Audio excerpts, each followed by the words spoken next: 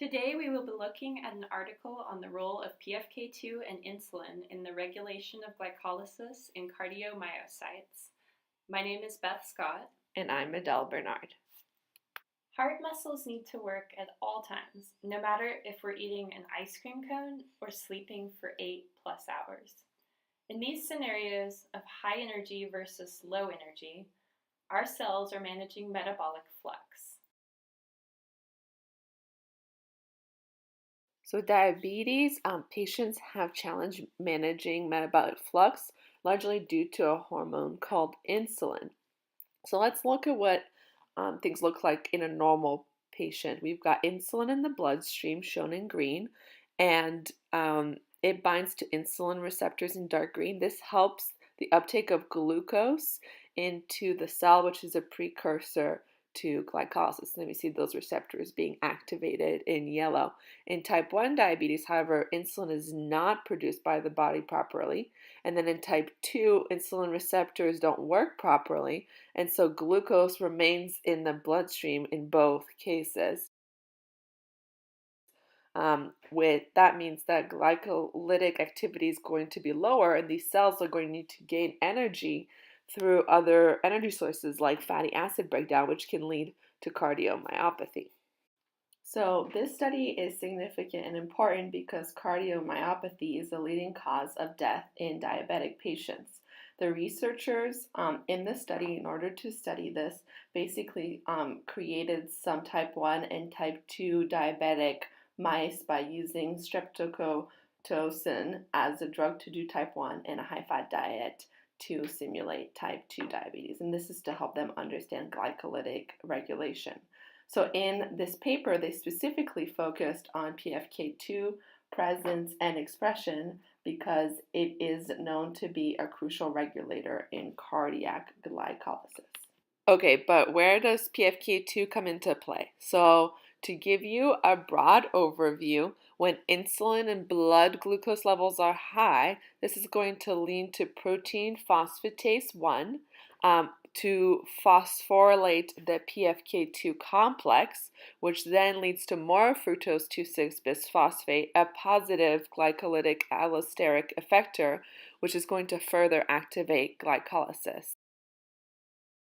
So we can see that since insulin is upstream of PFK2, if we have low or no insulin, PFK2 is likely to not be as present. All right, back to the study. Control mice were compared to multiple experimental mice groups that simulated diabetic insulin levels using drugs, overnight fasting, and high-fat diets. Overall, the study found that PFK2 is less expressed in diabetic mice and degraded in the absence of insulin. One experiment that led to this conclusion was an experiment analyzing mice that were fed low-fat diets and high-fat diets, which the researchers claimed stimulated type 2 diabetes. And the amount of PFK2 that was present in the cardiac homogenates of the control, the low-fat diet, and the experimental mice fed the high-fat diet. The two groups were analyzed after 7 days and 21 weeks on their respective diets by extracting heart cells. The cardiac homogenates were analyzed using Western blot SDS Page with PFK2 antibodies. As we can see from the figure shown, levels of PFK2 were significantly reduced in the mice fed the high-fat diets than in the control mice. As a reminder, if PFK2 levels are lower in the high-fat diet mice, this means that glycolysis is less likely to proceed towards pyruvate. Something else must create the energy for the heart cells of the high-fat diet mice, such as lipids. If these high-fat diet mice are modeling type 2 diabetes, we see how type 2 diabetes may lead to heart disease. And just so you understand, the bar graph represents the PFK2 amount per 100 micrograms of total protein. And we see that in the high-fat diet, it is much lower. The study also found that PFK2 was degraded when there was no insulin signaling. The researchers cultured adult mice healthy heart cells in various conditions. C is the control group, where cells are exposed to normal, non-diabetic heart conditions. I and S cell culture did not have any insulin. HG stands for the high glucose concentration culture, and HF is the high fat culture. These 3 experimental cell groups were used to determine under which conditions PFK2 would be degraded, if any. As you can see in the top of the figure, these groups were modeling type 1 diabetes where there is no insulin, high blood glucose, and a high fatty acid content.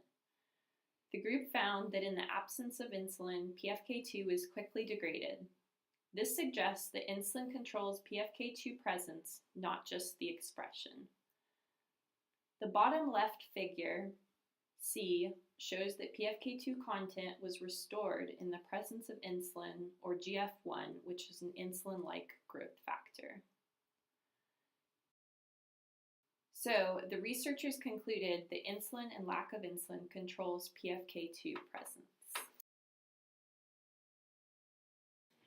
So to summarize other experiments from this study, we also saw decreased PFK2 expression with overnight fasting and drug-induced type 1 diabetes. Overnight fasting also increased glycolytic intermediates that were prior to PFK1, and PFK1, if you don't remember, is regulated by PFK2 in glycolysis. As we can see from this figure from our paper, those early glycolytic intermediates ahead of PFK1 are shown in bright red, which means that there's been a % increase in their presence compared to regular normal mice in glycolysis. And this is especially significant for diabetics because we can see that one of our intermediates is actually part of our glycogen pathway, and so if mice or diabetic humans need more energy through something like glycolysis, instead they're actually more likely to be storing energy for later, which does not help in the release of energy. So some overall takeaways were that low levels of insulin led to lower expression of PFK2, no matter if that came from a high-fat diet or overnight fasting. And as we explained at the beginning of the presentation, type 1 and type 2 diabetic heart cells will not be able to have normal insulin response. And so those low levels of insulin or low reception of insulin is being experienced in diabetic cells, which suggests that there's also lower expression of PFK. And secondly, that the lack of insulin in heart cells led to the degradation of PFK2. So this further suggests that without insulin, we don't have PFK2, further decreasing cardiac glycolytic activity. The significance of this research is that the study showed how PFK2 levels persistently stayed low regardless of the fed and fast state. And so whether they used mice with a high-fat diet or induced diabetes, we saw that PFK2 levels were low regardless of their fed conditions. And this is significant because of this metabolic flux that diabetic people and normal people need to adapt for. And this is integral in a healthy body because we need PFK2 levels to rise to undergo glycolysis when blood glucose levels are high. We can use glucose for energy to keep our heart muscles moving.